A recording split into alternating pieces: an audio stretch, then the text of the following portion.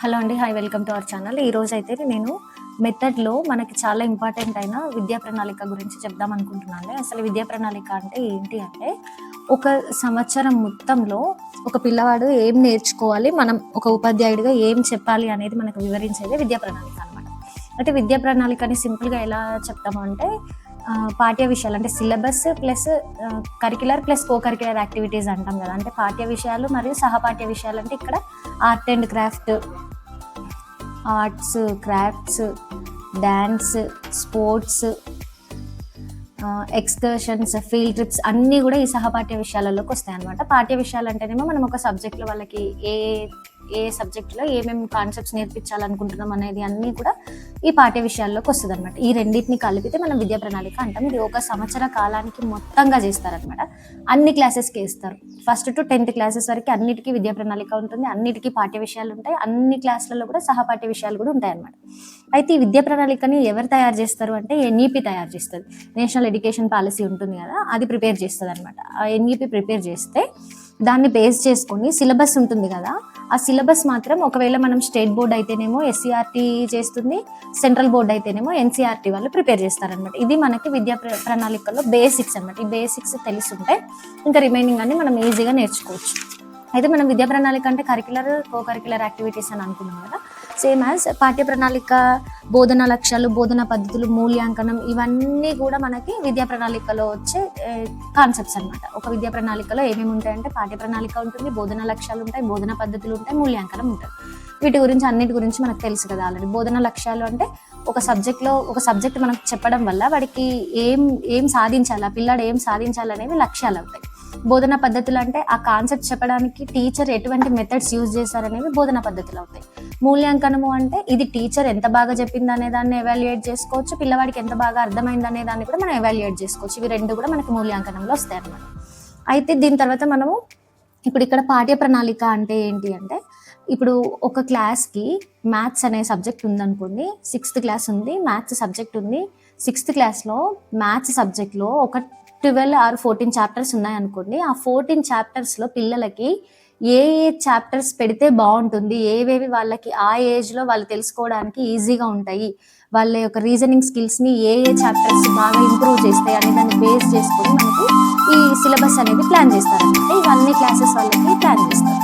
తర్వాత దీంట్లో నుంచి ఏం చేస్తాం, మళ్ళీ యూనిట్ ప్లాన్ ఉంటుంది. ఇప్పుడు ఎగ్జాంపుల్ పాఠ్య ప్రణాళికలోనేమో చాప్టర్స్ ఉంటాయి, ఒక్కొక్క చాప్టర్ ఉంటుంది, అట్లా 14 చాప్టర్స్ ఉంటాయి. ఆ చాప్టర్స్లో మళ్ళీ మనకి యూనిట్ ప్రణాళిక అని ఇస్తారు. ఇప్పుడు ఎగ్జాంపుల్ నేను భిన్నాలు అనే ఒక కాన్సెప్ట్ తీసుకున్నాను. భిన్నాలు మొత్తం నాకు కంప్లీట్ అవ్వడానికి ఒక 10 పీరియడ్స్ పడతాయి. ఓకేనా? ఈ 10 పీరియడ్స్లో నేను ఒక రోజు భిన్నాలు ఇంట్రడక్షన్ చెప్తాను, ఇంకో రోజు టైప్స్ ఆఫ్ భిన్నాలు చెప్తాను, ఇంకొక రోజు భిన్నాల అడిషన్, ఒక రోజు భిన్నాల సబ్ట్రాక్షన్, ఒక రోజు మల్టిప్లికేషన్ చెప్తాను, ఒక రోజు డివిజన్ చెప్తాను. ఇలా నేను ఒక రోజు యాక్టివిటీస్ అవి చేపిస్తూ ఉంటాను కాబట్టి నాకు ఇలా ఒక 10 days టైం పడుతుంది అది కంప్లీట్ అవ్వడానికి. దాన్ని మనం యూనిట్ ప్రణాళిక అంటాం. అంటే ఒక మొత్తం చాప్టర్ని కొన్ని భాగాలుగా సపరేట్ చేసి ఆ భాగాల కోసం ప్రణాళిక వేసేదాన్ని మనం యూనిట్ ప్రణాళిక అంటాం. అయితే ఈ యూనిట్ ప్రణాళికను బేస్ చేసుకొని మనకి ఎవరంటారు, లెసన్ ప్లాన్ ఉంటుంది. లెసన్ ప్లాన్ అంటే ఏంటి, ఒక డేలో మీరు ఏం చెప్తారు, ఆ లెసన్ ఉంటుంది కదా. ఇప్పుడు ఆ లెసన్లో మీరు ఒక డేలో ఏం చెప్తున్నారు అనేది మనకి లెసన్ ప్లాన్ చెప్తున్నారు. యూనిట్ అంటేనేమో చాప్టర్ మొత్తము, లెసన్ అంటేనేమో ఆ రోజు ఏం చెప్తున్నాం అనే దాన్ని మాత్రం. ఇప్పుడు యూనిట్ భిన్నాలు అనేది ఒక యూనిట్ అండి. ఈ భిన్నాలలో మళ్ళీ మనకి భిన్నాలు రకాలు ఉంటుంది, భిన్నాల రకాలు ఉంటుంది, అడిషన్ ఆఫ్ భిన్నాలు ఉంటుంది, సబ్ట్రాక్షన్ ఆఫ్ భిన్నాలు, ఇవన్నీ లెసన్స్ కింద. ఇప్పుడు వీటిని అన్ని చేంజ్ చేస్తుంది లెసన్ ప్లాన్ అని చెప్పేసి ఒక రోజులో మనం ఏం చెప్తాము అనేవన్నీ కూడా మనకి క్లియర్గా మెన్షన్ చేస్తాం. దాన్ని మనం లెసన్ ప్లాన్ అంటాం. ఒక రోజులో ఏం చెప్తామో చెప్పేది లెసన్ ప్లాన్. ఒక చాప్టర్ ఎన్ని డేస్లో కంప్లీట్ అవుతుందని చెప్పేది లెసన్ ప్లాన్. పాఠ్య ప్రణాళిక అంటే ఒక ఇయర్ మొత్తం ఏం చెప్తామని చూసేది పాఠ్య ప్రణాళిక. అయితే ఇప్పుడు ఇక్కడ విద్యా ప్రణాళికని మనకి ఎన్ని డిజైన్ చేస్తారని చెప్తున్నారు కదా, ఆ డిజైన్ చేసేదాంట్లో కొన్ని ప్రొసీజర్స్ ఫాలో అవుతారు. ఎప్పుడు చేయాలి, పిల్లలని దృష్టిలో పెట్టుకుని చేయాలి, వాడికి అర్థమయ్యేలాంటి కాన్సెప్ట్స్ ఉండాలి, నృత్యాలు చేస్తూ చేయాలి, ఎక్స్పెరిమెంట్స్ చేయాలి.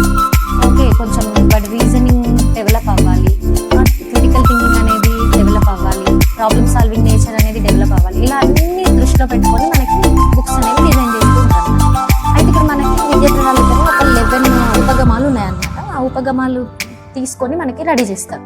అయితే ఇవన్నీ కలిపైనా యూజ్ చేసి చేయవచ్చు, ఇందులో ఒక 3-4 అయినా తీసుకొని చేయొచ్చు అనమాట. అయితే మనకి టోటల్గా 11 ఉన్నాయి. ఆ 11లో మనకి ఇంపార్టెంట్వి అంటే ఈ మూడు ఒక ఇంపార్టెంట్, ఇదొకటి ఇంపార్టెంట్. ఇప్పుడు మన టెక్స్ట్ బుక్స్ ఉన్నాయి కదా, ఎస్సీఆర్టీ టెక్స్ట్ బుక్స్, ఇప్పుడు మనం డిఎస్సికి ప్రిపేర్ అవుతున్న టెక్స్ట్ బుక్స్ ఉన్నాయి కదా, అవన్నీ కూడా మనకి ఏకకేంద్ర పద్ధతి, సర్పిలాకార పద్ధతి, కృత్యాధార పద్ధతి, తార్కిక మానసిక పద్ధతి బేస్ చేసుకొని ఆ బుక్స్ అన్ని డిజైన్ చేస్తున్నారు అనమాట. అయితే ఎక్స్పెషల్గా దీంట్లో మనకైతే ఏకకేంద్ర పద్ధతి, సర్పిలాకార పద్ధతి కొంచెం ప్రాజెక్ట్స్ ఇస్తూ చేపిస్తున్నారు. ఇప్పుడు టెక్స్ట్ బుక్స్ మొత్తం అలాగే ఉన్నాయన్నమాట. అయితే ఇప్పుడు నేను ఈ 11 ఉపగమనాలు వాటి నేమ్స్ చూసి మనం చెప్పేయచ్చు అది ఏ ఉపగమనం అనేది. కాకపోతే ఇక్కడ ఉన్న ఏకకేంద్ర పద్ధతి, సర్పిలాకార పద్ధతి ఉన్నాయి కదా, ఇవి రెండు సేమ్ అనిపిస్తాయి, కానీ ఒక చిన్న డిఫరెన్స్ ఉంటుంది, అది నేను చెప్తాను. అయితే ఇక్కడ చూడండి, విషయం లేదా జ్ఞానం ఉపగమం అంటే ఈ ఉపగమంలో దేనికి ఇంపార్టెన్స్ ఇస్తారు మనకి క్లియర్ అర్థమవుతుంది కదా. విషయం కానీ జ్ఞానం కానీ ఏదైనా ఒకటే టాపిక్ కి ఇంపార్టెన్స్ ఇస్తారు.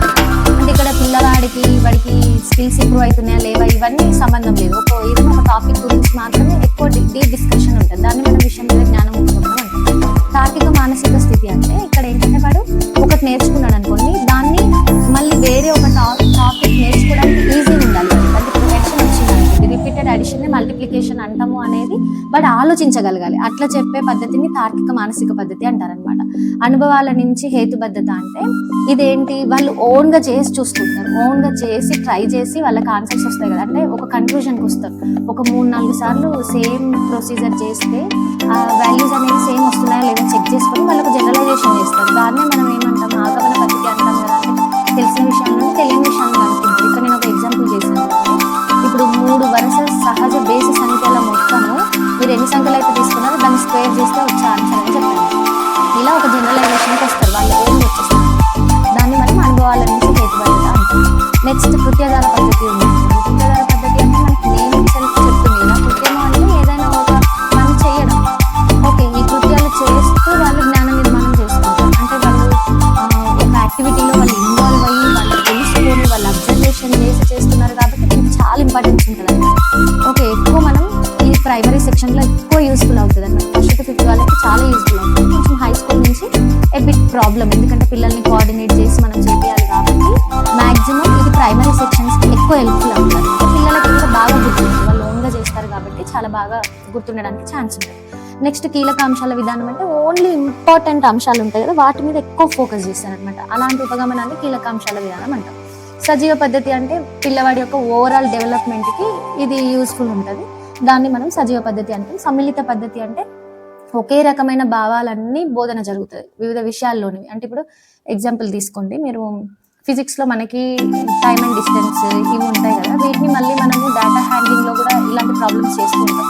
వాడు కోఆర్డినేట్ చేసుకోగలగాలి, అక్కడ నేర్చుకున్నది ఇక్కడ ఇంప్లిమెంట్ చేయగలగాలి అనమాట. అట్లా అంటే ఇక్కడ ఫిజిక్స్లో వాడింది, మ్యాథ్స్లో వాడింది, ఆల్రెడీ ఫిజిక్స్లో కూడా వాడుతున్నాం కదా, వాడికి ఐడియా రావాలన్నమాట. తర్వాత ఆవశ్యకత పద్ధతి అంటే ఒక పర్టికులర్ గ్రూప్ పిల్లలకి ఏదైతే అవసరమో అదే చెప్పడం అనమాట. దాన్ని మనం అవసరాలకు మొదటి ప్రాధాన్యత ఇస్తుంది కాబట్టి దీన్ని ఆవశ్యకత పద్ధతి అంటాం. ఇంకా ఇప్పుడు ఇక్కడ నుంచి మనకి ఈ 3 ఇంపార్టెంట్. శీర్షిక పద్ధతి అంటే ఏదైనా ఒక టాపిక్ తీసుకుంటారో ఆ టాపిక్ ఆ ఇయర్లో, అంటే ఇప్పుడు 6th క్లాస్ ఉందంటే 6th క్లాస్లో ఏం తీసుకున్నాడు, భిన్నాలు అనే టాపిక్ తీసుకున్నాడు. ఈ భిన్నాలు అనే టాపిక్ మొత్తం కంప్లీట్ చేసేస్తుంది, 6th క్లాస్లోనే కంప్లీట్ అయిపోతుంది, మళ్ళీ మీకు 7th క్లాస్లో రాదనమాట. సో దీన్ని మనం శీర్షిక పద్ధతి అంటాం. శీర్షిక అంటే ఏంటి, లెసన్ నేమ్ అనమాట. నేమ్ ఇచ్చేసి ఇప్పుడు భిన్నాలు అనే కాన్సెప్ట్ ఉందంటే భిన్నాలకు సంబంధించిన ఓవరాల్ కాన్సెప్ట్స్ అన్ని మనం 6th క్లాస్లో కవర్ అవుతాం, దాన్ని మనం శీర్షిక పద్ధతి అంటాం. ఏకకేంద్ర పద్ధతి అంటే ఏంటంటే ఇది కొంచెం ఇంపార్టెంట్ చూడండి. ఏకకేంద్ర పద్ధతి అంటే ఇప్పుడు ఇదే భిన్నాలు అనే కాన్సెప్ట్ ఉంది కదా, దీన్ని మనం 6th క్లాస్లో ఏం చేస్తాము, ఫస్ట్ భిన్నం అంటే ఏంటి అది చెప్తాం. తర్వాత 7th క్లాస్కి వచ్చేసరికి భిన్నాలలో రకాలు చెప్తాం. మళ్ళీ 3rd అంటే 8th క్లాస్కి వచ్చేసరికి అడిషన్ ఆఫ్, సబ్ట్రాక్షన్ ఆఫ్ భిన్నాలు, మల్టిప్లికేషన్, డివిజన్స్ ఆఫ్ భిన్నాలు చేస్తాం. ఆ తర్వాత అంటే ఇలా ఒక కాన్సెప్ట్ని మనం క్లాస్ వైజ్గా డిఫికల్టీనెస్ అనేది పెంచుకుంటూ ఉంటాం, దాన్ని మనం ఏకకేంద్ర పద్ధతి అంటాం. ఇప్పుడు ఇక్కడ శీర్షిక పద్ధతిలో డిమెరిట్స్ ఏంటి, ఫస్ట్ మెరిట్స్ ఉన్నాయి. శీర్షిక పద్ధతిలో మెరిట్ ఏంటి, ఏదైనా ఒక కాన్సెప్ట్ని ఒక చాప్టర్ని కంప్లీట్గా నేర్చుకుంటాం, అది ఓకే మెరిట్. ఒకవేళ డిమెరిట్కి వచ్చినట్లయితే వాడికి రిస్క్ పుడుతుంది కదా, అన్ని అలాంటిదే సాల్వ్ చేయాలి, చాలా డేస్ పడుతుంది. భిన్నాలు అనే కాన్సెప్ట్ మొత్తం కంప్లీట్ చేయాలంటే మనకు చాలా డేస్ పడుతుంది. ఆ చాలా డేస్ వాడికి రిస్క్ పుడుతుంది కదా ఇదే చేసి, సో అది మనకి డిమెరిట్ కింద వస్తుంది అనమాట. ఈ శీర్షిక పద్ధతి మనకు ప్రీవియస్లో ఉండేదన్నమాట. అంటే 90s బ్యాచ్ వాళ్ళకి 80s బ్యాచ్ వాళ్ళకి శీర్షిక పద్ధతి ఉండేది. అంటే మనకు అప్పుడు మ్యాట్రిక్స్ అనే ఒక చాప్టర్ ఉంది, మ్యాట్రిక్స్ గురించి మొత్తం ఇక్కడ నేర్చుకుంటాం.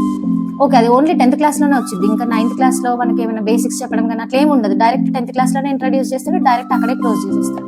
ఇప్పుడు అలా కాకుండా మీరు టెక్స్ట్ బుక్స్ చూస్తే మీకు అర్థమవుతుంది. 6th క్లాస్లో నెంబర్ సిస్టమ్స్ ఉంటుంది. 6th క్లాస్ నెంబర్ సిస్టమ్ తర్వాత 7th క్లాస్లోకి వచ్చేసరికి మళ్ళీ నెంబర్ సిస్టమ్స్లో డిఫరెంట్ టైప్స్ ఆఫ్ నెంబర్స్ ఉన్నాయి కదా, integers, natural numbers, whole numbers, వీటి గురించి మళ్ళీ ఇంట్రొడక్షన్ ఇస్తాం. అలా చెప్తూ పోతారు. అయితే ఇప్పుడు ఇక ఏకకేంద్ర పద్ధతిలో ఏం జరుగుతుందని చెప్తాను. ఒకటే కాన్సెప్ట్ నెక్స్ట్ తరగతిలో కూడా చెప్తాడు, కాకపోతే మళ్ళీ మనం రీక్యాప్ చేసుకోవడానికి ఉంటుంది. ఇప్పుడు 6th క్లాస్లో మీరు భిన్నము అంటే ఏంటో నేర్చుకుంటారు. 7th క్లాస్కి వెళ్ళేసరికి భిన్నాలు రకాలు మాత్రమే నేర్చుకుంటారు. 8th క్లాస్కి వెళ్ళేసరికి అడిషన్స్, సబ్ట్రాక్షన్స్ ఆఫ్ భిన్నాలు నేర్చుకుంటారు. అట్లా ఇక్కడ రీక్యాప్ ఉండదు. ఇక్కడ మనకి రీక్యాప్ ఇవ్వడు. 6th నుంచి 7th వెళ్ళినప్పుడు 7th ముందు 6th ఏం నేర్చుకున్నామో దాన్ని ఒకసారి పూర్వ జ్ఞానాన్ని పరిశీలించి చెప్దాం అనేది ఉండదు అనమాట. నెక్స్ట్ కాన్సెప్ట్ రెడీ అయిపోతుంది, దాన్ని చెప్పేసి. అయితే ఇక్కడ సర్పిలాకార పద్ధతిలో మాత్రం ఇదే డిఫరెన్స్. ఇక్కడ మనం 6th క్లాస్లో భిన్నం అంటే ఏంటో నేర్చుకున్నాక 7th క్లాస్కి వెళ్ళినప్పుడు ముందు భిన్నం అంటే ఏంటో చెప్పాక పిల్లలకి భిన్నాలలో రకాలు చెప్తాం అనమాట. మళ్ళీ ఇప్పుడు ఇక్కడ డిఫరెన్స్ అర్థమైందా? సర్పిలాకార పద్ధతిలో రీక్యాప్యులేషన్ ఉంటుంది అనమాట. రీక్యాప్ చేస్తాము పిల్లలకి లాస్ట్ ఇయర్ వాడు ఏం నేర్చుకున్నాడు అనే దాన్ని మనం ముందే చెప్పేసి మళ్ళీ ఇక్కడ కొంచెం కొత్త డెప్త్నెస్ అనేది ఇంక్లూడ్ అవుతుంది, అది చెప్తాం. ఏకకేంద్ర పద్ధతిలో అలా కాదు. వాడు ఏదైతే నేర్చుకున్నాడో అది అక్కడికి అయిపోతుంది, మళ్ళీ నెక్స్ట్ వేరే కాన్సెప్ట్ స్టార్ట్ అవుతుంది. అయితే మన ఎస్సీఆర్టీ టెక్స్ట్ బుక్స్ అన్నీ కూడా మనకి ఏకకేంద్ర పద్ధతి, సర్పిలాకార పద్ధతి ఇవి రెండు యూజ్ చేసే చెప్తున్నాడు. ఇందులో మెయిన్ డిఫరెన్స్ ఏంటంటే దీనికేమో రీక్యాప్ ఉంటుంది, అంటే పునరభ్యాసం అంటాం కదా, మళ్ళీ చేస్తాము. ఇక్కడైతేనేమో మళ్ళీ చెయ్యము, డైరెక్ట్ వేరే కాన్సెప్ట్ స్టార్ట్ అవుతుంది అనమాట. దాంట్లో డెఫినెస్ అనేది స్టార్ట్ అవుతుంది. ఇది మనకు కంప్లీట్గా విద్యా ప్రణాళిక